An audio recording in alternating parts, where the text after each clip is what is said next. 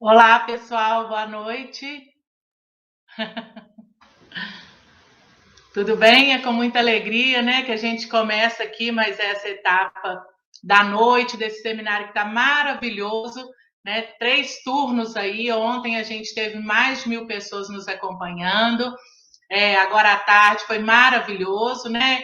E a Carol Pilar aí, nossa aluna, ex-aluna queridíssima, apresentando e abrindo essa noite para a gente fechar aí com chave de ouro. Não é isso? Nós vamos ter agora, maravilhosamente, também 2 convidadas muito queridas por todos nós aqui, são professoras da PUC Minas, acredito que todo mundo aqui já conheça, né? Mas nunca é demais a gente retomar e apresentar as queridíssimas aqui que estão conosco nessa noite, na mesa redonda Neurociências e suas contribuições na educação de pessoas com necessidades educacionais especiais. Então, eu convido a queridíssima professora Estela Maria Fernandes Marques, né, que está lá do outro lado do oceano e que vem nos dar a honra da fala aqui nessa noite. A Estela é pedagoga, né, também licenciada em ensino de português e inglês, mestre em educação especial e doutora em educação em Londres. Possui o pós-doutorado no âmbito da filosofia para crianças e pós-doutorado em metacognição e formação docente. É pós-graduanda do curso de especialização em neurociência e educação, bases neurofisiológicas do aprendizado. É também professora do programa de pós-graduação em educação aqui da PUC Minas e nossa professora da disciplina de educação em neurociências do curso de pedagogia, né? Ela também é co-coordenadora do grupo de estudos e pesquisas sobre a profissão docente, o GPP-Doc, aqui da PUC Minas. Então, seja muito bem-vinda, querida Estela. É uma honra e uma alegria poder te ouvir, te ver essa noite nesse seminário tão especial. E no nosso aprofundamento também, né, Estela? Leciona aí a disciplina Interação Escola de Pessoas com Deficiência. Exatamente. Por acidente eu fui parar nesse período, mas é uma honra estar aqui. Muito boa noite a todo mundo que está aí a assistir. Obrigada, Sheila, por essa apresentação tão elogiosa. É uma honra estar aqui hoje, contribuir de alguma forma. 20 minutos é muito pouco para falar de assuntos tão importantes como estes que estão aqui nesta mesa redonda, mas é muito bom estar também ao lado da professora Flávia e compartilhar com vocês um pouquinho o que nós temos lido, estudado e discutido aí nesses corredores aí da PUC. Muito bom. Então, eu vou convidar também a professora Flávia, né? Professora Flávia Lage Pessoa da Costa, que também está aqui com a gente. A Flávia é bióloga, né? Tem a licenciatura em biologia pela UFMG, especializada em ensino de ciências e biologia pela PUC Minas. Fez o seu mestrado e doutorado no campo da medicina molecular, também na Universidade Federal de Minas Gerais. Tem experiência aí nas áreas de medicina molecular, farmacologia e principalmente neurociência, que é o que mais nos interessa aqui nessa mesa. Ela também é professora de educação básica, coordenadora da área de ciências e biologia em escola da rede privada, né, aqui, e também ela é professora da PUC Minas, coordenadora da pós-graduação em neurociências, aqui no nosso IEC, que é o Instituto de Educação Continuada. E, Flávia, é uma alegria ter você, né, que organiza tantos eventos, tanta coisa bacana, a gente conversa muito pelo WhatsApp, ainda não tinha o prazer de se encontrar assim, face a face. Então, seja muito bem-vindo oficialmente no nosso curso de Pedagogia da PUC Minas, e tenho certeza que vai ser uma noite extremamente rica aqui para todos nós que estamos também assistindo. Aproveito também para cumprimentar, né, a Mariana Tupinambá, nossa intérprete, que está aqui acompanhando a gente nos bastidores, e em nome dela eu agradeço todos os intérpretes que participaram aí desde ontem à noite com a gente, nesse evento que está maravilhoso, e também o NAI, que é o Núcleo de Apoio à Inclusão da PUC Minas, sempre parceiro nas nossas atividades, possibilitando que os nossos eventos sejam também acessíveis para a comunidade surda. Boa noite a todos, queria só agradecer o convite para estar aqui hoje com vocês, nesse seminário de educação, organizado pelo curso de Pedagogia. Quero agradecer às professoras Sheila Brasileiro, Estela Marques, pelo convite. É uma honra estar aqui. Que bom, Sheila, que bom que a gente está conseguindo se encontrar ainda aqui virtualmente, apesar de já estar em contato há tanto tempo. Verdade. Bem, queridas, então, quem gostaria de começar? Professora Estela, professora Flávia? Estela, ok. Como você prefere melhor.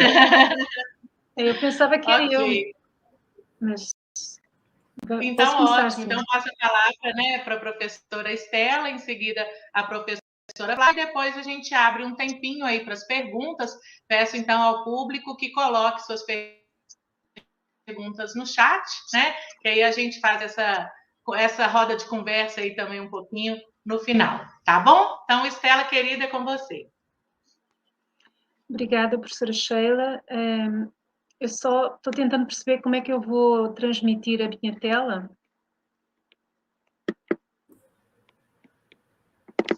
Se eu colocar assim, vocês compartilhar. Conseguem... Isso, estamos vendo. Já estão vendo. Sim. Tá. Eu não consigo ver a tela do seminário, mas tudo bem. Bom, pessoal, então vamos lá. Como eu falei, é muito pouco tempo para uma discussão tão intensa, tão densa, tão importante, mas vou tentar aqui, resumidamente, tocar em alguns aspectos que eu acho mais pertinentes nesta temática. Eu vou começar um pouquinho por uma breve introdução sobre inclusão, depois formação de docentes e neurociências, e por fim eu queria apresentar um estudo que eu desenvolvi há uns aninhos, que eu acho que tem muito a ver com esta temática, tá bom? Nem de propósito, a minha primeira reflexão sobre esta temática vai muito ao encontro do que a Carol declamou aí no seu poema. Todo ser humano é capaz de ser, de criar, de ensinar, de aprender. Eu acho que é por aí que eu gostaria de começar. Quando a gente fala de neurociências e de compreender o que é que as neurociências nos podem ajudar, eu acho que nós já vamos perceber já a seguir que é importantíssimo compreender que todo mundo aprende. Não é? O cérebro humano é maravilhoso, o sistema nervoso, não é? Cujo não é? O principal órgão é o cérebro, e nós aprendemos até ao último suspiro, tá? Enquanto professora, eu acho que é muito importante percebermos isto, não é? Todos temos limitações, todos temos habilidades, e é fundamental perceber que perante uma criança que está ali na nossa sala de aula, com alguma limitação sensorial, cognitiva, motora, alguma habilidade, enfim, e não perante a qual a minha aula poderá não se ajustar, é possível ela aprender sempre, desde que a minha prática, a minha abordagem seja adequada, tá? Mas então eu vou começar o meu raciocínio, digamos, voltando um pouquinho atrás nesta questão da inclusão, tá? Eu não vou aprofundar, quem é da área conhece bem o histórico, evolutivo desta temática, mas queria salientar isto. Até 1994, a compreensão que se tinha das necessidades educacionais especiais, que começou a ser nomeada a partir da Declaração de Salamanca, assim, expandiu significativamente o conceito de necessidades educacionais especiais. Portanto, a Declaração veio contribuir nesse sentido de expandir o conceito para além da deficiência. Infelizmente, ainda há pessoas hoje que acreditam que o aluno especial, o aluno de inclusão, não é? São termos que não se devem usar, mas que se usam, ainda concentrado na questão da criança com deficiência. Isto é importante hoje refletirmos. Eu desde já convido todo mundo que tiver interesse no dia 14 a participar num evento que vamos promover, o grupo de pesquisa ao qual eu participo, sobre o luto. o luto, agora nesta volta a uma certa normalidade em sala de aula, como é que essa criança chega à escola, não é? Perdeu alguém, perdeu um pai, uma mãe, um professor, e como é que a escola está preparada para receber essa criança e o professor está ou não preparado para enfrentar essa questão do luto, tá? Então, essa criança que chega nessa situação de trauma, de muito sofrimento psicológico e emocional, ela tem necessidades educacionais especiais que a escola deve atender, tá? Então, como vocês percebem, esse conceito ficou bastante mais amplo e desde 2001 ficou muito claro aqui nas diretrizes nacionais que são basicamente 3 grandes grupos, não é, de alunos nesse contínuo das necessidades educacionais especiais que podem receber o apoio durante o processo educacional. Basicamente são essas limitações, não é, deficiências que causam dificuldades acentuadas de aprendizagem, os transtornos, não é, de desenvolvimento global e as altas habilidades e superdotação, tá? Então, nesse sentido, a gente percebe que é um desafio tremendo para a sala de aula, para o professor, ter estratégias, não é, para enfrentar todos esses desafios que a criança traz, mas, enfim, é o professor, é a escola, é o sistema que tem que se adaptar a essas necessidades, tá? E não ao contrário. Basicamente, então, podemos conceituar a educação inclusiva, não é, como um paradigma fundamentado na concepção dos direitos humanos, que conjuga igualdade e diferença como valores indissociáveis, tá? Ontem estávamos na palestra de ontem, ficou muito claro que assim, é normal ser diferente, isso é bom, não é? A diferença é enriquecedora. Então, tanto a igualdade como a diferença são valores indissociáveis, superam o modelo de equidade formal, passando a incidir para eliminar as circunstâncias históricas e a produção da exclusão dentro e fora da sala de aula, tá? Então, é importante percebermos qual é o foco da educação inclusiva. Claro, eu nem vou tocar na questão das escolas especiais, mas vamos pensar na abordagem, na proposta de educação inclusiva.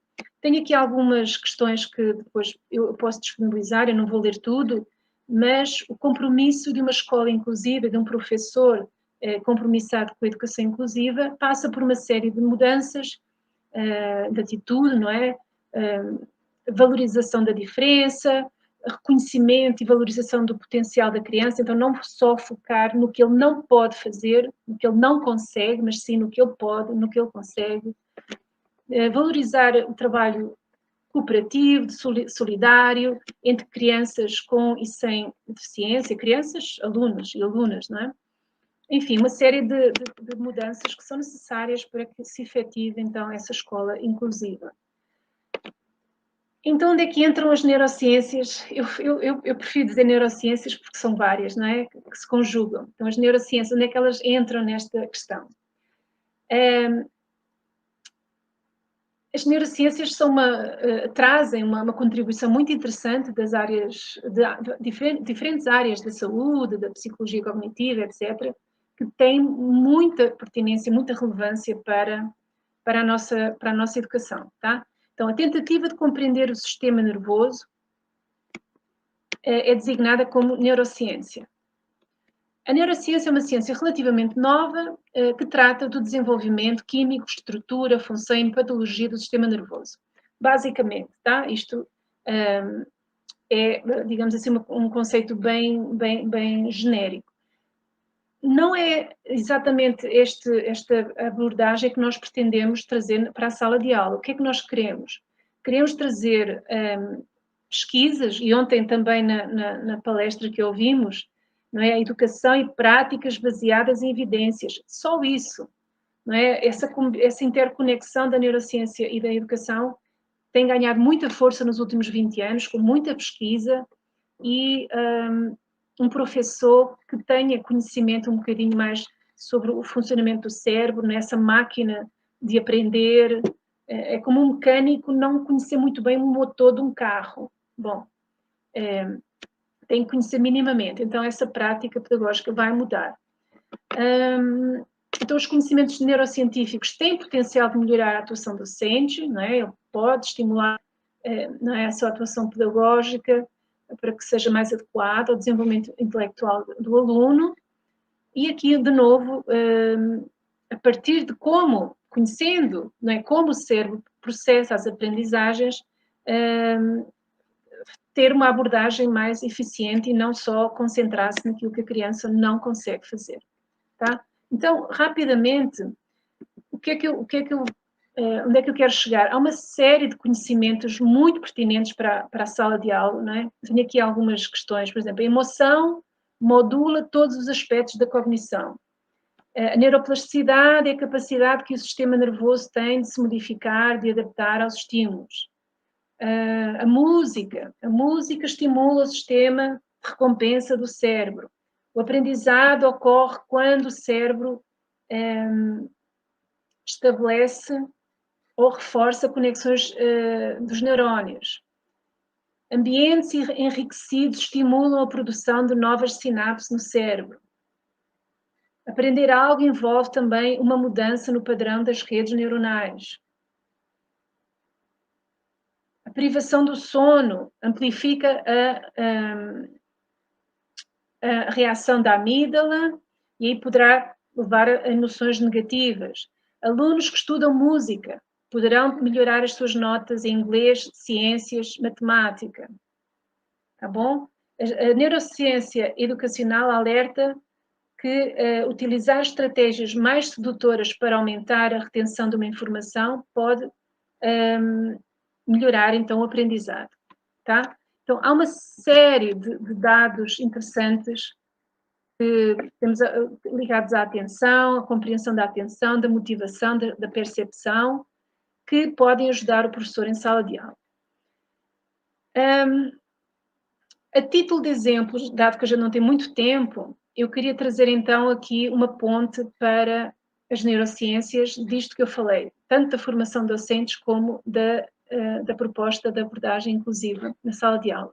E trago aqui uma fala de Conzenza e Guerra, duas referências das neurociências aí de Belo Horizonte, e eles dizem que é emergente, é urgente o investimento na formação de professores, tá? Então, no Brasil, a maior parte dos educadores que trabalham na escola têm uma formação fundamentalmente humanista, essencial para a compreensão da educação, mas insuficiente para o atendimento das demandas da aprendizagem para a vida em sociedade deste milénio. Como tal, eu resolvi trazer aqui rapidamente, o meu tempo acho que ainda está bom, eu há uns anos realizei uma pesquisa com o apoio do Neuroeduca, o projeto Neuroeduca da UFMG, com a professora Leonor Bezerra Guerra, esta autora que eu acabei de apontar, exatamente nisto, sobre formação de docentes, inclusão educacional e neurociências, tá? Então, eu queria-vos contar um pouquinho aqui do que é que se tratou. Este foi um estudo com apoio da CAPES e da FAPEMIG, tá? Envolveu, então, uma escola municipal de Belo Horizonte. Fizemos entrevistas, observações, questionários, 15 participantes, 15 professores desta escola participaram, todos foram convidados, em particular os professores que estavam diretamente ligados às necessidades educacionais especiais, tá? Mas não só esses, como outros professores, a coordenação, todo mundo quis participar. De forma voluntária, é evidente. Nós fizemos uma pré-avaliação deste grupo, depois fizemos uma intervenção com oficinas e depois uma pós-avaliação. Eu vou então explicar rapidamente o que é que nós descobrimos na pré-avaliação. Os resultados então mostraram que fizemos um questionário prévio e percebemos que das 15 pessoas que nós questionámos, ninguém tinha conhecimento prévio em neurociências, não tinham estudado na universidade, não tinham tido formação depois continuada, já quando trabalhavam em escolas. Os professores regentes não trabalhavam em estreita colaboração com os alunos com necessidades educacionais especiais, então uma turma de 25, 30 alunos, não preparavam nem adaptavam material pedagógico para alunos com necessidades educacionais especiais, ou seja, delegavam um pouquinho para o professor assistente que estava ali na sala de aula essa tarefa. Enfim, o cenário era de alguma dificuldade, de alguma não saberem muito bem como é que tratariam com esse aluno. Eu vou pular um pouquinho mais para a frente. Nós oferecemos depois dessa primeira abordagem, tem mais dados, só que eu agora não tenho tempo para explicar. Os professores também relataram que não havia contato com as famílias, algumas famílias desconheciam qual era a problemática da sua criança, enfim, então os professores também se sentiam um pouquinho isolados e desamparados em relação à família. Depois veio então a nossa intervenção. Nós oferecemos oficinas para discutir o funcionamento do cérebro, do sistema nervoso do cérebro, e algumas necessidades educacionais especiais. Oferecemos 6 oficinas, tá? Essas fotos que estão aí na tela já são algumas dessas, das oficinas que nós oferecemos. Então, funcionamento do cérebro, entenda-se sistema nervoso, e deficiência física, deficiência auditiva, deficiência visual, transtornos globais do desenvolvimento, deficiências intelectuais e altas habilidades. Tá? Então, o Neuroeduca trouxe esses colaboradores que estão aí na tela com a professora Leonor, são os estudantes de medicina da UFMG, que participavam na altura no Neuroeduca. Então, cada um deles, da sua vez, não é? um por vez, preparou essa discussão, então, uma deficiência e o cérebro para este grupo de professores. Foi uma experiência extremamente interessante. No último dia, a professora Leonor trouxe um cérebro humano, que vocês conseguem ver aí, todo mundo estava observando, não é? Pôde observar de perto. E foram discussões muito interessantes, de 4 horas de cada oficina, em que os próprios professores questionavam, então traziam a própria experiência, não é, o dia-a-dia da sala de aula, para tentar perceber, então, esse aluno com essa deficiência, como é que o cérebro dele, então, opera, o que é que eu devo fazer? Foi extremamente interessante. E no final, fizemos de novo um levantamento, uma coleta de dados, para percebermos qual teria sido o eventual impacto destas oficinas, e percebemos que todos os participantes admitiram nunca ter tido contato com estudos sobre o cérebro e o sistema nervoso durante a formação inicial e continuada. Todos os participantes reconheceram a importância de saber como o cérebro funciona, em particular o cérebro da criança com necessidades educacionais especiais. A obtenção de conhecimento e reflexões sobre o funcionamento do cérebro auxiliou-os a compreender melhor as necessidades específicas de cada aluno com necessidades educacionais especiais. Tá? Necessidade de oferecer mais tempo para realizar a tarefa, preparar material adequado à particularidade de um aluno, usar estratégias de ensino mais adequadas a esse aluno, entre outras. Todos os participantes sinalizaram que as oficinas tiveram algum impacto na sua prática pedagógica. Lembrando que 6 oficinas é muito pouco, é muito audacioso pensar que tivemos um impacto de grande amplitude, mas tivemos algum impacto e os professores reconheceram isso. E todos expressaram o desejo de obter mais formação sobre estas matérias para a sua formação docente, não é? Para poder atuar com mais eficácia na sala de aula, tá?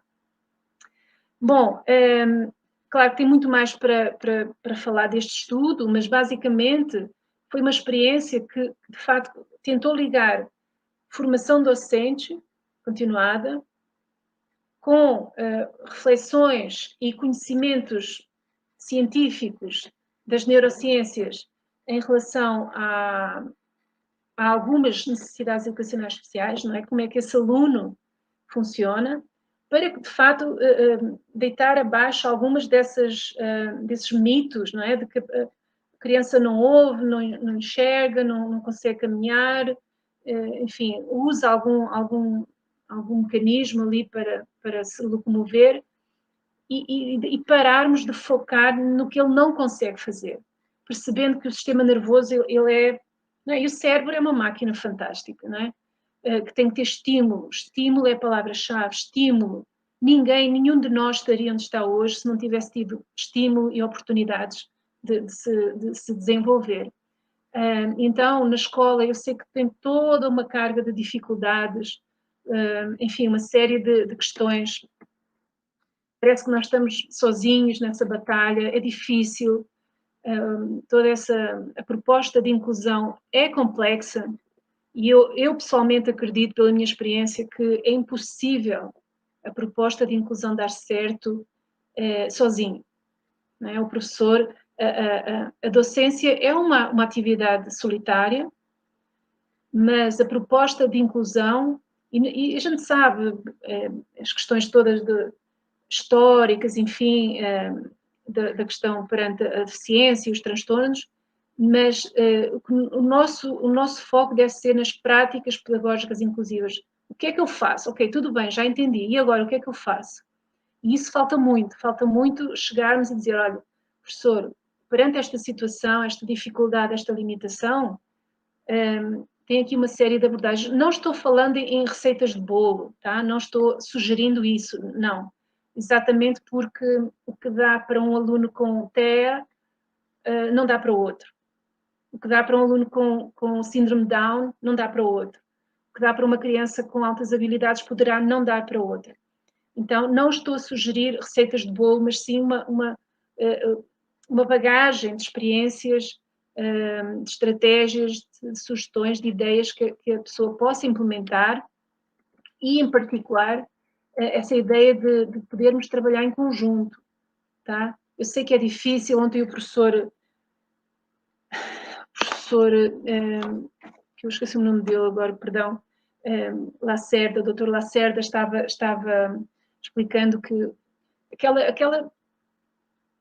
a dificuldade de trazer o profissional da área da saúde para a área da educação, há ali um certo atrito às vezes, mas se não houver uma equipe multidisciplinar trabalhando em conjunto e o professor possa contar com o resto dessa equipe para ajudar esse aluno, buscando inclusivamente conhecimentos na área das neurociências, eu acho que nós não conseguimos avançar. Tá? Eu sou otimista, eu acredito que conseguimos e acredito que um dia a coisa vai dar certo. Tá bom? Muito obrigada. Muito bom, Estela, né? O professor Lucelmo, né, que falou ontem na conferência de abertura, Lucelmo Lacerda, né, que realmente foi muito bom. Essa experiência sua também é muito bacana, né, Estela? Eu lembro também da professora Leonor com a gente aqui em alguns eventos, quando a gente estava começando, inclusive, a inserir no currículo neurociências e educação, né? Então, quando começou esse movimento, que ainda muitos cursos de formação de professores não traz essa preocupação, essa discussão, né, em formato de eventos ou de disciplinas ou de projetos. Então, é muito bacana, e a sua inserção no nosso curso aí, trazendo essa contribuição, sem dúvida, foi maravilhoso, é maravilhoso para todos nós, para os pedagogos do presente e do futuro, né? Então, agradeço pela sua primeira fala, fique aí mais um pouquinho, que no final a gente retoma para as perguntas, né? Com certeza. E passo, então, para a queridíssima Flávia Lage trazer também sua contribuição para a nossa mesa redonda aqui. Perfeito, pessoal. Deixa eu só ver aqui se está tudo certo para eu compartilhar o meu slide com vocês também, que eu acho que vai guiar um pouco melhor a nossa conversa.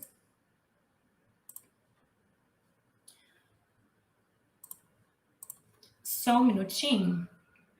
Ele está me dando só a opção aqui de compartilhar a tela mesmo, então vocês me dão notícia aí se... Tá joia. Se vai dar certinho, acredito que sim.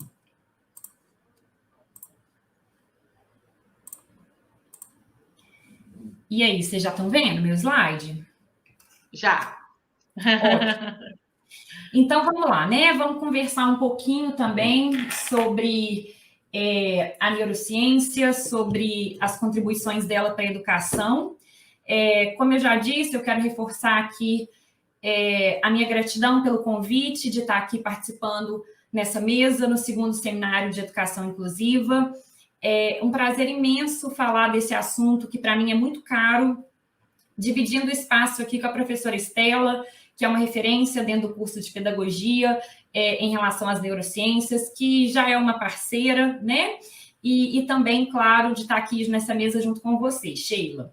E aí, eu quero começar dizendo que é uma área que eu gosto muito de conversar quando a gente fala de neurociência, de educação e de inclusão, né? São 3 áreas que estão muito dentro da minha linha de pesquisa. Como a Sheila me apresentou inicialmente, eu agradeço pela gentileza da apresentação. Eu gosto muito de começar sempre as minhas falas dizendo que eu sou professora de educação básica, né?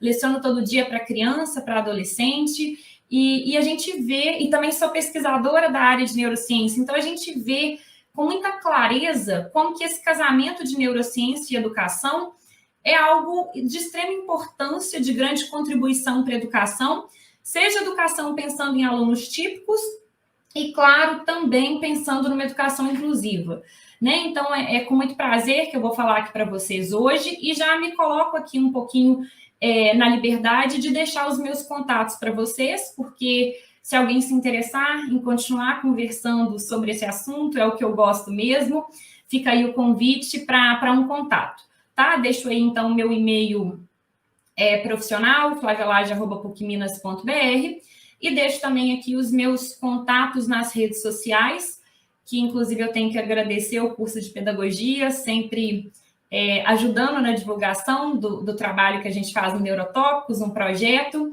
Então, o nosso Instagram, @neurotópicos, toda semana a gente divulga conteúdo de neurociência aplicada à educação, e também o canal no YouTube, o Neurotópicos, Neurociência e Educação, onde, no mínimo, aí, com uma frequência de 15 em 15 dias, a gente faz live com profissionais junto comigo da área de educação, da área de neurociência, para a gente discutir sobre neuroeducação.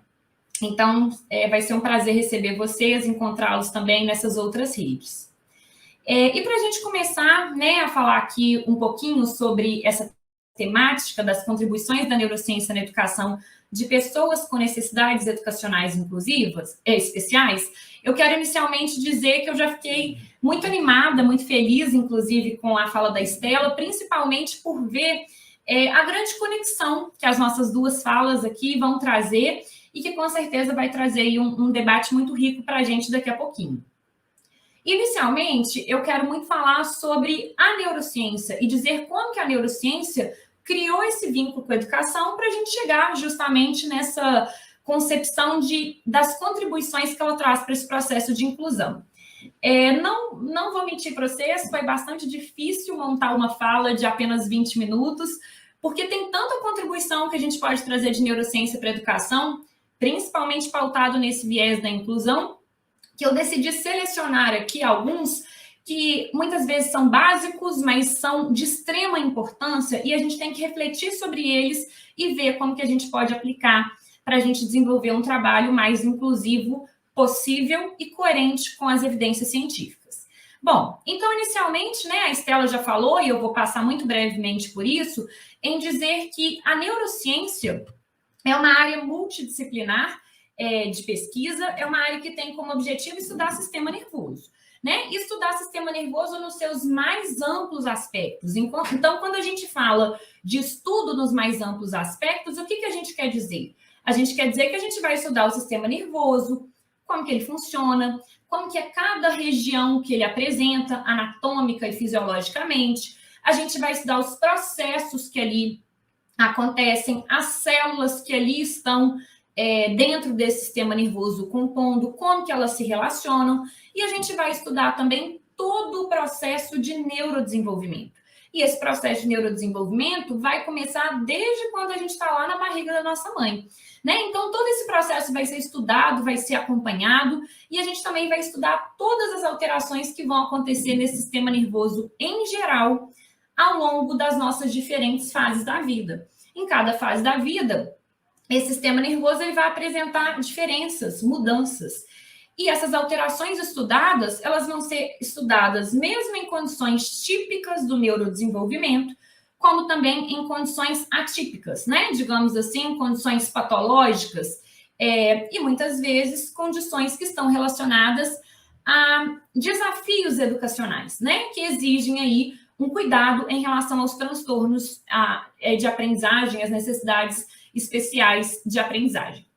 Bom, e a área de neurociência, como a própria Estela já disse, é uma área que abarca, então, estudo dos mais diversos campos. Dentro de neurociência, a gente vai ter uma grande participação, além de médicos, né? E aí a gente vai falar de psiquiatra, a gente vai falar de neurologista, a gente também vai ter a participação de fonoaudiólogos no estudo desse cérebro, de psicólogos, de biólogos, de farmacêuticos, enfim, de uma grande infinidade de profissionais, todos trabalhando em pesquisas em prol do cérebro. E também, né, a gente vai ter um grande vínculo dentro do estudo da neurociência com os educadores. A neurociência é uma área muito ampla, que atualmente a gente pode dividir, digamos assim, numas 5 sub-áreas. E uma dessas sub-áreas da neurociência que eu quero chamar a atenção para a gente hoje é a neurociência cognitiva, em que dentro da neurociência cognitiva a gente vai estudar o quê? A gente vai estudar as capacidades mentais mais complexas e típicas do ser humano. Então, eu estou falando que a gente vai estudar aqui linguagem, a gente vai estudar memória e a gente vai estudar aprendizado. Né? E quando a gente vê que tem uma área da neurociência que se dedica ao estudo da aprendizagem, a gente vê que essa interface com a educação, ela aconteceu e que bom que aconteceu, né? Para beneficiar todo o nosso processo de ensino-aprendizagem. Apesar da neurociência ter uma área, uma história de vida, vamos assim dizer, extremamente longa, essa interface com a educação ela é bastante recente, infelizmente, né? Mas apesar de ser recente, ela já mostra para a gente tamanha a contribuição que a neurociência pode trazer para o âmbito educacional. Né? Apesar desse casamento ser recente, a gente já tem uma mudança muito grande nos direcionamentos dentro de sala de aula, mediante evidências científicas produzidas pela neurociência.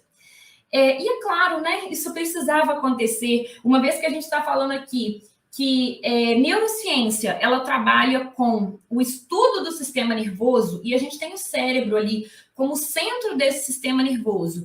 E uma vez em que a educação vai trabalhar os processos de aprendizagem que acontecem no cérebro, a gente já tem por si só um vínculo muito grande dessas duas áreas. Mas uma coisa bastante importante da gente dizer aqui é que um dos fatores, né, que durante muito tempo talvez tenha contribuído para esse afastamento de neurociência e educação é as pessoas entenderem que, erradamente, inicialmente, que eram áreas muito distintas e que não conseguiam se juntar. E muitas vezes essa, digamos assim, não associação, ela acontecia porque ficava difícil evidenciar como que a neurociência podia ajudar para a educação. Olha, quando a gente olha para uma imagem dessa de um cérebro, isso aqui é uma imagem reconstruída de um cérebro, a gente vê ali, basicamente, um cérebro dividido em 2 hemisférios. E esses 2 hemisférios, eles apresentam, cada um deles, 180 partes. Né? Então, aí a gente já começa a entender que fala, poxa, será que é isso que a gente quer trazer para o educador? Que ele saiba que o cérebro do aluno tem 180 partes e que cada uma dessas partes ela vai ter ali uma maior ou menor conexão com alguma atividade cerebral, com alguma neuroquímica diferente? Não, né? Com certeza não é disso que a gente está falando. Porque se fosse isso, a gente estaria pensando em mais informações para complicar ainda mais o trabalho do professor. E não é dessa neurociência que eu quero dizer aqui, né? Eu vim aqui para dizer que a neurociência, ela vai produzir conhecimento sobre o cérebro, mas que esse conhecimento precisa ser tratado, processado, para que ele tenha uma aplicabilidade ideal para a educação e, claro, para a inclusão.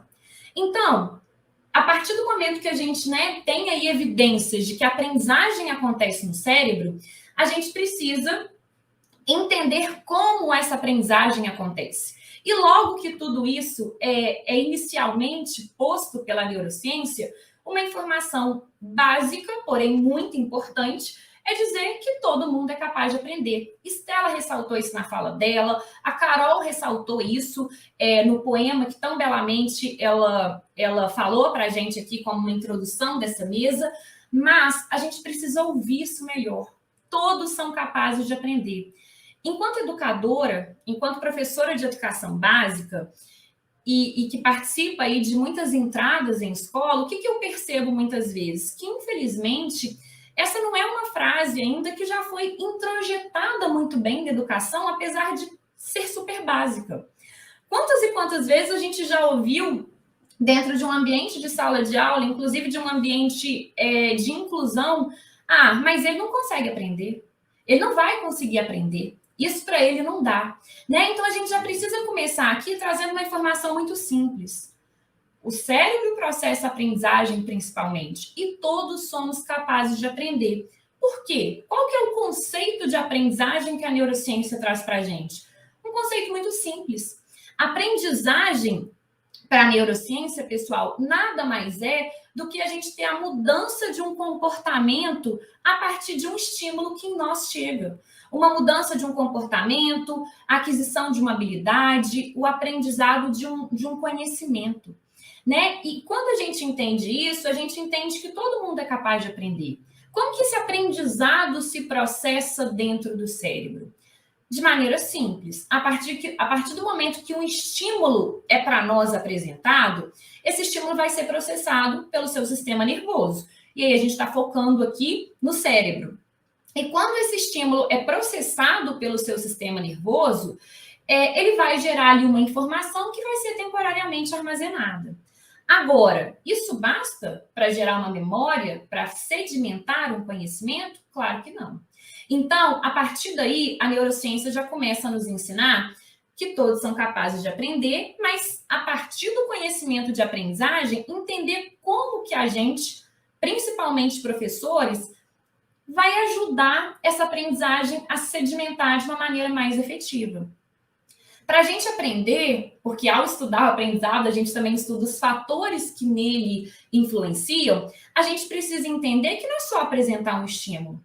A forma que você apresenta esse estímulo para o seu aluno e a frequência que esse estímulo é apresentado para ele faz toda a diferença, né? Todos nós sabemos que se a gente recebe uma informação aqui e não acessa essa informação novamente, essa informação dificilmente vai ser entendida pelo seu sistema nervoso como algo importante. E se isso não for entendido dessa forma, dificilmente isso vai se sedimentar, criando uma rede neural, criando uma memória e, consequentemente, um aprendizado.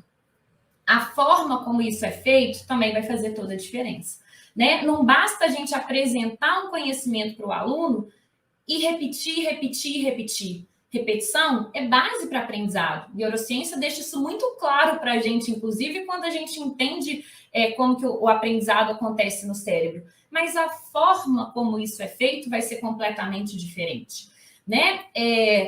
A gente sabe que, principalmente, o grau de alerta do seu aluno, a motivação que nele é despertada, a emoção com que aquela informação é direcionada a ele, né? Tudo isso, a noite de sono que seu aluno teve, a alimentação adequada e até mesmo o grau de hidratação são essenciais para gerar foco. E se a gente não tiver um foco de atenção numa informação, esse aprendizado não vai se manter.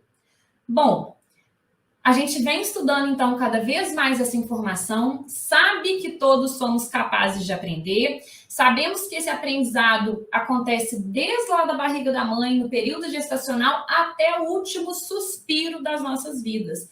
Então, como educador, como pedagogo, como licenciado, a gente já tem que ter isso muito introjetado em nós. Quando a gente entra numa sala de aula, seja ela uma sala de aula que tem alunos típicos, atípicos, e tomara que seja uma sala de aula que tem alunos típicos e atípicos, né, pessoal? E aí, quando a gente está dentro dessa sala de aula, a gente também precisa entender outra informação que também é muito básica, mas também muito significativa quando a gente pensa em educação e principalmente em educação inclusiva. Entender que cada cérebro é único. E essa informação, pessoal, apesar de muito simples, ela tem um significado enorme. Quando a gente olha para essa primeira imagem aqui, a gente vê um cérebro que aparentemente parece ser da mesma forma para todo mundo, dividida em áreas didaticamente nomeadas, né, tendo uma fisiologia muito parecida. Afinal, a gente estuda como que o processo de aprendizagem acontece no cérebro, tem que ter coisas em comum.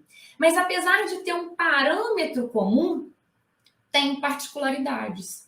A estruturação de um cérebro, ela é feita por base genética e biológica, experiência de vida, né? Então, quando a gente fala de um cérebro, de fato, um cérebro típico, ele vai ter regiões cerebrais muito bem estabelecidas e conhecidas, mas isso não garante um aprendizado, né? O cérebro de cada um de nós que está aqui agora envolvido numa fala sobre neurociência tem particularidades, porque cada um de nós aqui tem uma experiência de vida. Cada um de nós aqui teve uma infância em que participou, em que frequentou escolas diferentes, em que viajou mais ou menos, né? Cada um aí no seu âmbito familiar, cada um teve uma estrutura familiar, cada um recebeu alimentações diferentes, cada um viveu experiências diferentes, cada um aprendeu em diferentes ambientes e, portanto, cada um de nós estruturou conexões cerebrais diferentes, porque a gente teve estímulos diferentes que nos gerou aprendizados diferentes. Isso é tão certo para a neurociência hoje, que essa imagem aqui que eu estou trazendo para vocês é a imagem que mostra uma anatomia cerebral de gêmeos idênticos. Nessas primeiras séries aqui de 3 imagens, a gente tem fotos feitas do cérebro em diferentes regiões de um dos gêmeos e as 3 outras do outro gêmeo. Peguei aqui 2 pontos só, na vista frontal e numa vista mais acima, para mostrar para vocês como isso é claro. Olha como que esses cérebros desses 2 indivíduos, eles apresentam estruturas morfológicas completamente diferenciadas. Sulcos mais profundos, mais superficiais, mais tortuosos ou não. Mesmo sendo gêmeos idênticos, mesmo tendo uma genética muito similar. Ou seja, experiência de vida vai moldar o seu aluno, né? Vai moldar o cérebro de qualquer pessoa. E aí, a gente já começa a entender o seguinte: então, mesmo quando eu estou numa sala de aula que eu digo, ali só tem cérebros típicos, não dá para a gente pensar numa educação que é fechadinha numa caixa, né? Porque mesmo ali, uma mesma informação que você direcionar para os seus estudantes, ela vai ser recebida de diferentes formas por pessoas que estruturaram conexões cerebrais diferentes, né? E quando a gente pensa numa educação inclusiva, poxa vida, esse processo ainda toma uma dimensão ainda maior. Só para exemplificar um pouquinho, bem brevemente, porque eu sei que meu tempo é curto, eu trouxe aqui uma imagem de uma situação inclusiva para a gente entender um pouquinho de contribuições da neurociência para a inclusão. Essas imagens aqui apresentadas, elas mostram para a gente o cérebro de uma pessoa, né, com TDAH. E aí, quando a gente olha para esse cérebro, a gente entende aqui na primeira e na segunda imagem, então chamadas de A e B, regiões desse cérebro que são afetadas numa pessoa que tem TDAH. Diversas regiões, inclusive com nomes complexos, estão aqui demonstradas que tem neuroquímica, que tem morfofisiologia diferente, que tem construções diferentes. De fato, todos os cérebros são únicos e individualizados.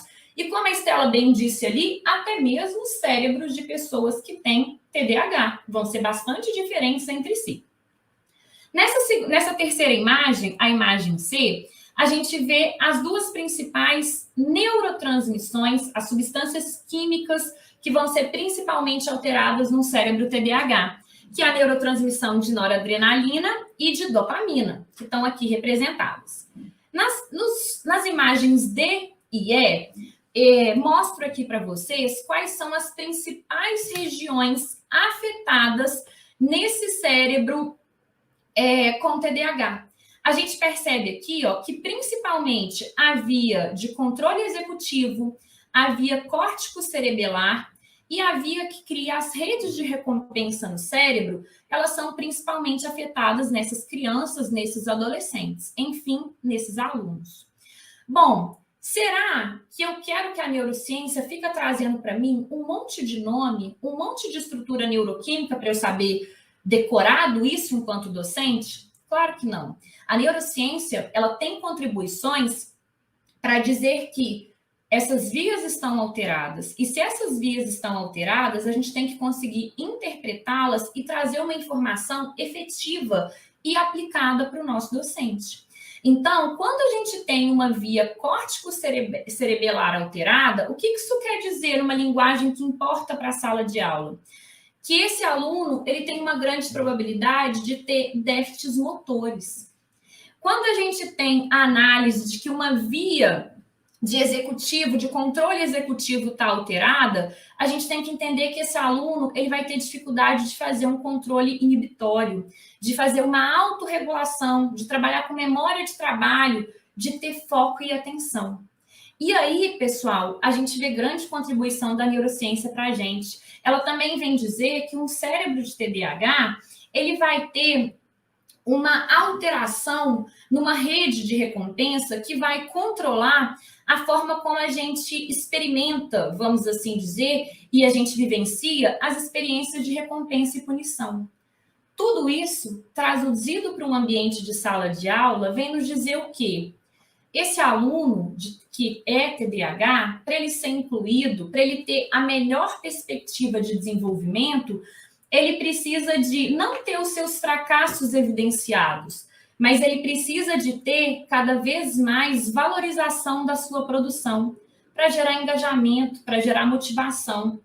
Esse aluno que é um pouquinho mais, que tem um pouquinho mais de dificuldade em focar a atenção, ele precisa trabalhar em grupos menores. Quando você for fazer uma atividade conjunta, esse aluno precisa ficar mais próximo do professor para delicadamente, com um pequeno sinal, que não necessariamente precisa ser verbal para expô-lo, um pequeno toque, um pequeno barulho, para que você consiga trazer para ele a atenção e certificar de que ele te ouviu, certificar de que ele entendeu a informação que foi a ele passada. Você precisa entender que ele precisa ficar, então, mais próximo do professor e o professor precisa dar a ele informações escalonadas, mais curtas, objetivas, e após ele vencer essa etapa, aí sim, você dá uma segunda informação para ir para uma segunda produção.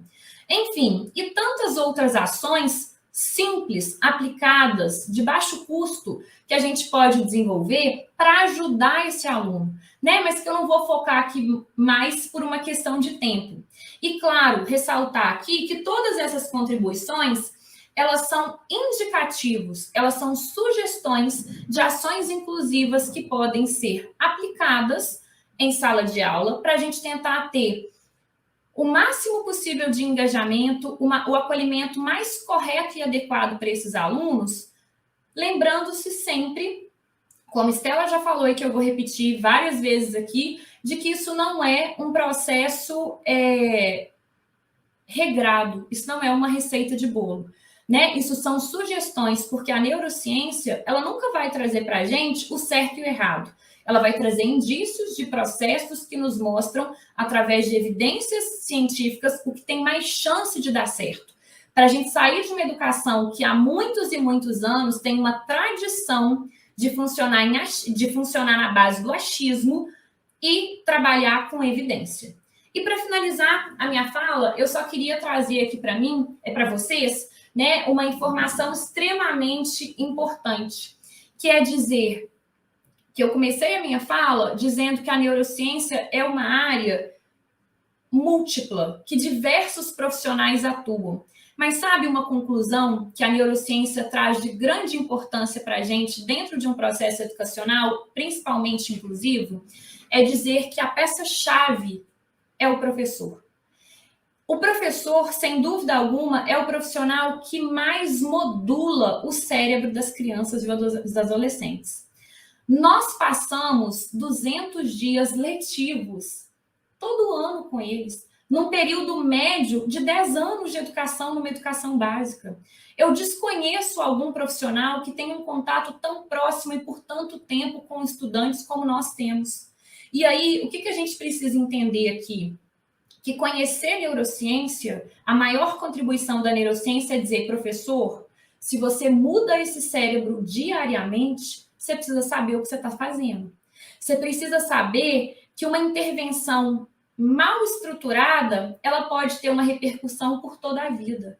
Assim como uma ação bem feita, ela vai trazer impactos positivos para todo o neurodesenvolvimento dessa criança. Né? Isso vai mudar um percurso de vida.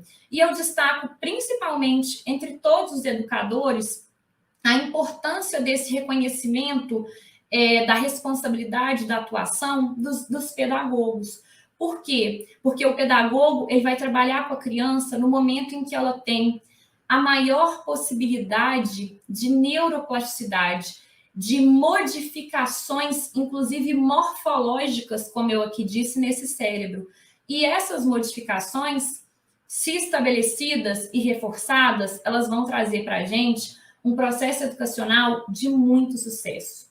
Né? Então, eu reforço a fala da Estela, é a minha área de trabalho, é a minha área de pesquisa, da importância da gente ter formação adequada, né? Inicial e continuada de educadores. Porque o sucesso da educação, o sucesso da inclusão de alunos com necessidades educacionais especiais depende claramente da boa capacitação dos professores. É esse o meu recado. Queria falar muito mais ainda, mas eu sei que eu já estou estouradíssima no tempo. Então é isso, pessoal. Obrigada. Maravilha, viu, Flávia? Bom demais te ouvir, né? Com tanta coisa no curso, né? Mas aqui nós estamos com o público também, fora do curso, né? Temos gente aqui no chat comentando do Rio Grande do Norte, de Natal, do Rio Grande do Sul, de várias cidades do interior de Minas, né?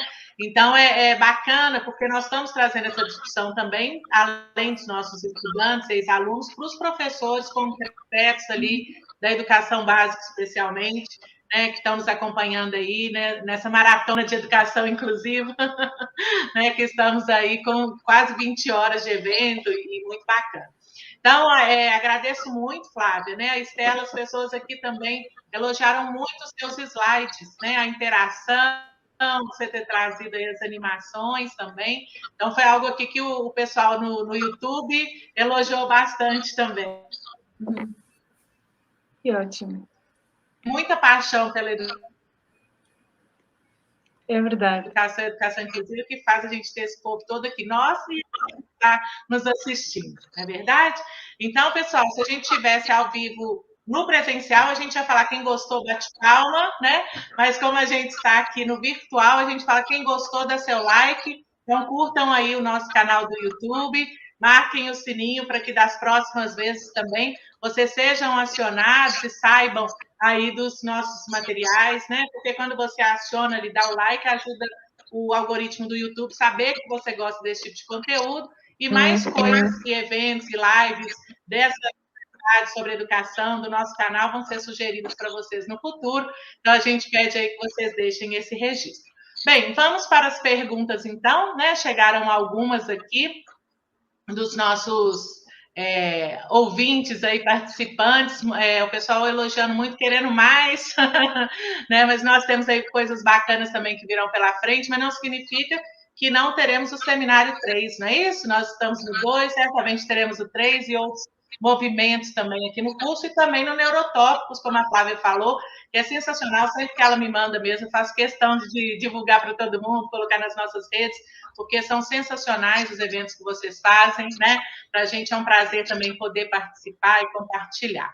Bem, então vamos lá. Nossa estudante aqui, Rosângela Araújo, pergunta, né, para vocês duas aí, professores.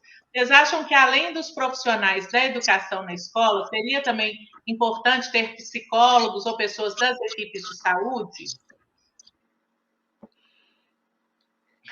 Começo eu, ó, Flávia? Podem responder. Como você achar Fiquem à melhor. vontade.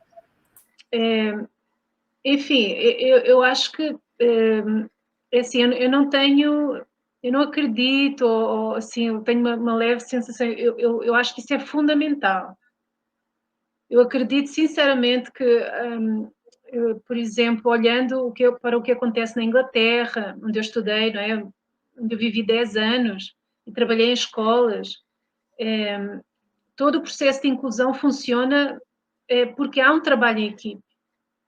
E se for necessário, então, a presença e a contribuição e a participação do pessoal da área da saúde, não é? Como o professor ontem estava a falar, o TO, o fono, ele tem que estar na sala de aula, não, na escola. Ele tem que estar em colaboração com a equipe de docentes, articulada com a família e essa equipe multidisciplinar, senão não é possível. A gente vai fingir toda a vida que estamos num processo de inclusão e ela não vai funcionar assim isoladamente, cada um puxando para o seu lado ali, no seu canto, eu faço o meu melhor que eu consigo, você faz o melhor que consegue, e não é assim que vai funcionar.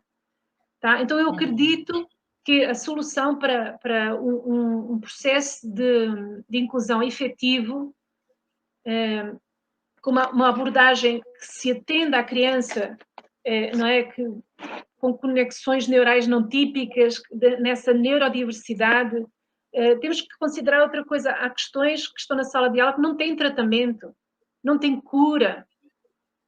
Então, não é uma questão de a gente mitigar ali a situação, é uma questão de enfrentar e assim, ok, este é o aluno que eu tenho, tem esta limitação sensorial, motora, cognitiva, mas qual é o potencial dele? Quais são as habilidades com as quais podemos trabalhar? E é aí que se vai investir. Isto é muito lindo, falando assim, obviamente, mas um professor que se sente isolado, que, não é, sem o apoio da coordenação das famílias e dessa equipe, num mundo maravilhoso, estaria à disposição da escola, eu acho que a coisa nunca vai funcionar. Eu sei que a realidade do Brasil é muito complexa, falta muita coisa na escola. Então, quando a gente fala da questão de inclusão, eu há anos que ouço isto, professora, tenho alunos com fome, professora não tem papel higiênico, não tem merenda. Você vem falar de inclusão? E isto não impede que nós possamos discutir, refletir sobre estas questões, porque tem que haver uma saída, não é? É boa vontade, é esforço, mas é um pouquinho mais do que isso. Porque se a gente esperar que os nossos políticos se esforcem para que a situação, o sistema educacional melhore, não vai acontecer. Infelizmente. Concordo plenamente que a gente precisa de ter uma parceria família, escola e equipe, né, de atendimento dessas crianças. E aí, quando eu falo de equipe, eu estou falando dos profissionais que vão acompanhar essas crianças de inclusão, além dos educadores, além da família.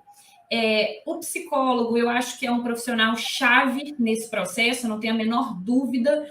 É um profissional muito capacitado para fazer essa conexão da neurociência com a educação, é o psicólogo.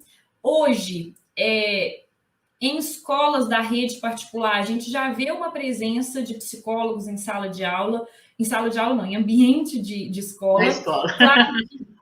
Claro que uma presença ainda reduzida em escolas de um âmbito financeiro mais alto, e a gente vê projetos com essa tramitando para que o psicólogo esteja também como uma medida obrigatória nas redes públicas, né? Então, isso é uma proposta, eu não tenho a menor dúvida de que essa parceria com o psicólogo é essencial. O psicólogo vai identificar, inclusive, na comunicação com o professor, que aquele aluno precisa de um atendimento diferenciado, ele precisa de uma avaliação e vai encaminhar, né? E aí, o que eu acredito é que esses outros profissionais, eles têm que estar em contato direto com o ambiente escolar. Eles têm que ir na escola, eles têm que ver a criança dentro desse ambiente escolar, eles têm que ter uma comunicação clara e direta com professores e família, para que a gente consiga, de fato, instaurar uma educação inclusiva de verdade. Né? Agora, eu penso como vocês, mas penso também que a gente tem que ter o pé no chão e olhar no infinito sempre. né? Ou seja, a realidade concreta nossa é essa. Então, o que a gente pode fazer hoje com essa realidade? Então, há um desejo, há uma possibilidade, há uma luta para que as coisas melhorem? Existem, temos que continuar lutando e muito, porque tem muita coisa a ser feita. Mas dentro do que a gente pode fazer, podemos e devemos e precisamos fazer, né? Não cabe mais hoje, em 2021, a gente está discutindo, mas falta isso e a gente não tem como incluir. Não, temos que incluir todos na escola, as pessoas com ou sem deficiência, com ou sem transtornos, com ou não depressão, né? A gente tem que trazer todos, de fato, para a escola e dentro desse contexto, com mudanças atitudinais dos professores, coordenadores, e com essa maior parceria família-escola, né, que eu considero também fundamental, não é família contra escola, não é professor contra mãe, né? Vários professores, a gente vem falando, não, o problema da escola são os pais, são as mães, são as famílias. Eu acho isso tão triste, assim, porque todo mundo está com o mesmo objetivo, que é educar aquela criança ou aquele adolescente, né? Então, dentro do contexto, seria muito bom, sim, precisamos de uma equipe multidisciplinar? Sim. O professor dá conta de tudo? Não, né? Mas dentro do que a gente tem, quais as parcerias possíveis que a gente já tem e muitas vezes não faz? Que seria com a própria escola, ver os outros funcionários, entender que o aluno não é um aluno daquele professor específico que está trabalhando com ele aquele ano.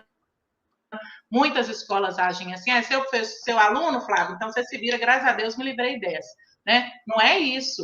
Quer dizer, ele é um aluno da escola. Como que nós vamos trabalhar com esse estudante até ele se formar, até ele concluir, até ele chegar dentro das suas potencialidades, né?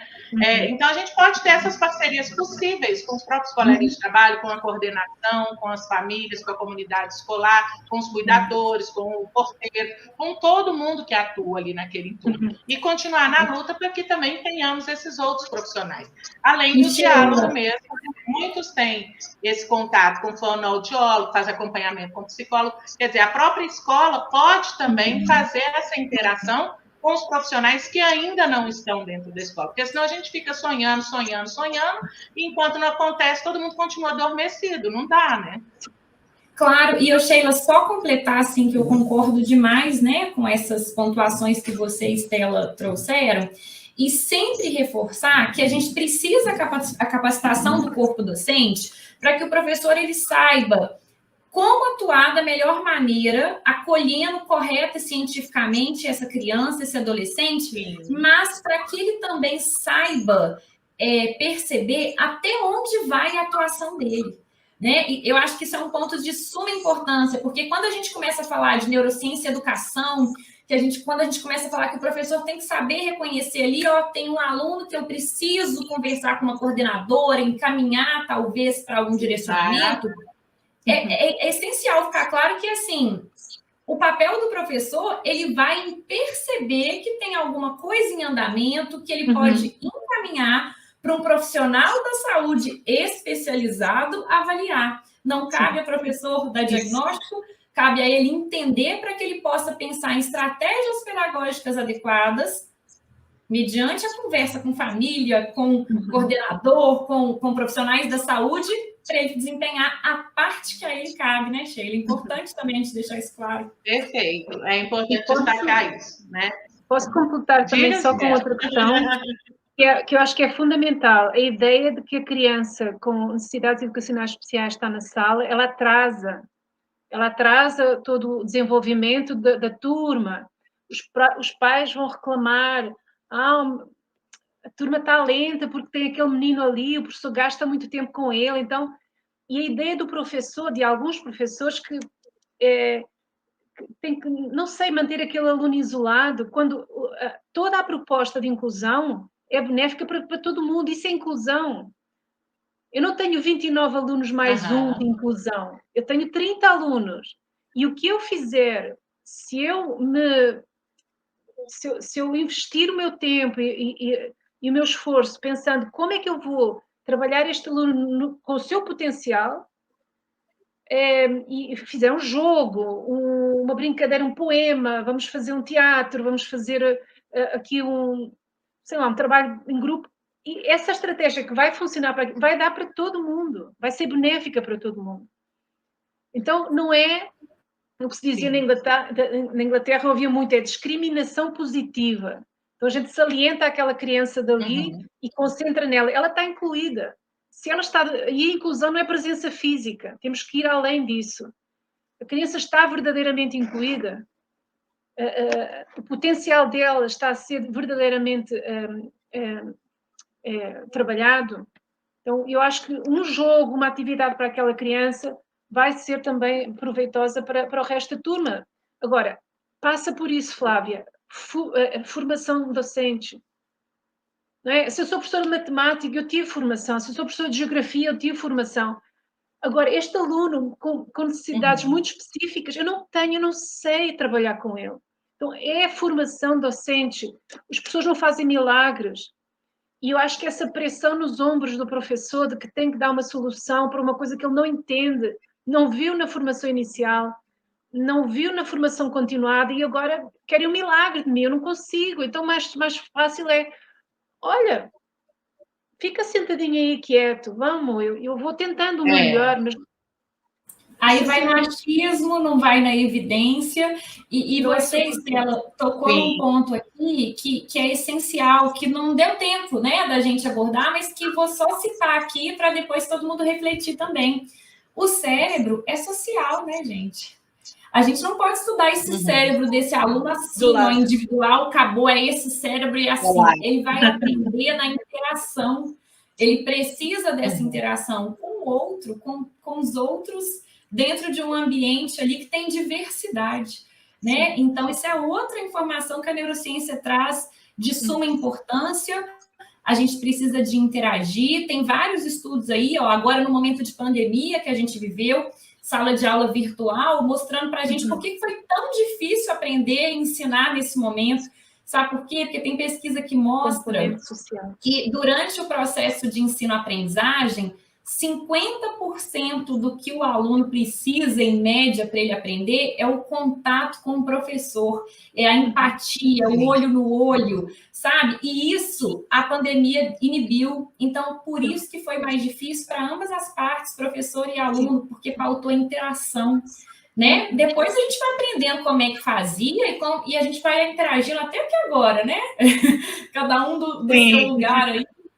A gente vai aprendendo, mas no início a gente também não estava sabendo muito isso. A gente, né, foi vendo dados, a gente foi aplicando, então tem que lembrar disso também, né?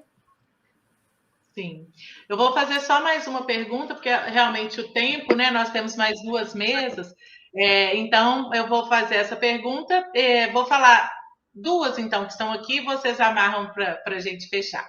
O Felipe Cândido pergunta, né? Vocês acreditam que se houvesse essa maior multidisciplinariedade na formação dos professores, a generalização das necessidades específicas dos alunos diminuiriam por parte desses profissionais, né? Assim, a generalização que os profissionais fazem, os rótulos e etc. E a Rosângela, tanto os alunos como educadores sofreram um impacto com a pandemia. O que podemos fazer por nossos alunos para amenizar essa dor das perdas, amigos, familiares e outros? E aí, com essas 2 perguntas, né, eu peço que vocês já vão fechando aí essa mesa, que realmente dá vontade de ficar a noite inteira com esse tema, mas certamente vamos ter outras oportunidades para retomar essa discussão tão importante. Bom, olha, rapidamente a gente já pontuou um pouquinho da primeira questão aí do Filipe, mas pegando só nessa última coisinha que você falou do rótulo, o rótulo, ao mesmo tempo que é um estigma que a gente coloca ali na criança, o rótulo, saber o que é que a criança tem é fundamental. A gente não pode fingir que não se passa nada. Então, primeiro ponto é identificar qual é a problemática daquela criança. Se é um transtorno global do desenvolvimento, se é uma dificuldade, um transtorno de aprendizagem, enfim. Porque só a partir daí a gente é tipo ter uma dor. O médico vai investigar onde é que está a dor e aí dá o remédio certo para aquela dor. É coração, é fígado, é estômago. Se não se identificar a origem da dor, o remédio vai fazer pior do que não é, o tratamento. Então é fundamental. E aí, identificada a questão, eu acho que aí sim entra a colaboração com outros profissionais. Eu acho que isso é fundamental. A questão do luto, novamente, nós já batemos, salvo erro, a marca de 600 mil mortos no Brasil. E são pessoas que estavam em algum lugar, elas sumiram da escola, do cinema, do shopping, da rua, do supermercado, elas estão a fazer falta em algum lugar. Então, possivelmente, muitas dessas pessoas não estão mais na escola, tanto do lado das crianças como do lado dos adultos. Então, como eu referi há pouquinho, essa criança que chega de luto, com esse trauma, com esse sofrimento emocional, ela precisa de um atendimento especial. Nós adultos sentimos necessidade de um apoio emocional numa questão de luto, imagine uma criança. Agora, a questão é, o que é que a escola vai fazer, como é que a escola pode enfrentar essa situação, e fiquem atentos, depois a Sheila vai divulgar aí a nossa palestra do dia 14 com uma psicóloga para falar um pouquinho sobre isso. Maravilha. Flávia? Então, brevemente, né, a primeira pergunta, a gente já tinha mesmo falado um pouquinho, mas sem dúvida alguma eu acredito que se a gente tem a capacitação na formação dos professores em relação a esse amplo aspecto de situações inclusivas que hoje aparecem na sala de aula, a gente vai ter um grupo de professores mais preparados para entender que estratégias diferentes, estratégias precisam ser aplicadas para garantir uma aprendizagem de qualidade. Quem nunca participou de um conselho de classe e ouviu algum professor falando assim, mas não é possível que a gente vai facilitar desse tanto para esse aluno, né? E será que a gente está facilitando mesmo? Será que a gente não está revendo a nossa forma de ensino, de aprendizagem e vendo que a gente precisa ter estratégias adequadas para acolher esse aluno? Né? Então, sem dúvida alguma, isso vai amenizar quando a gente tiver, na minha visão, uma capacitação mais efetiva dos professores. Né? A gente precisa conhecer para atuar corretamente. E pensando na questão da pandemia, muita coisa precisa ser feita. Mas eu acho que o principal nesse momento é o resgate do aluno para o âmbito acadêmico, trazendo esse resgate a nível socioemocional. Isso é importante. O primeiro momento de acolhimento dessa escola, e eu passei por essa experiência assim que voltei para o ambiente presencial, é mostrar para o seu aluno que a gente está junto, que a gente viveu dores, né, que a gente viveu distanciamentos e que isso precisa ser reestruturado com afeto, com acolhimento.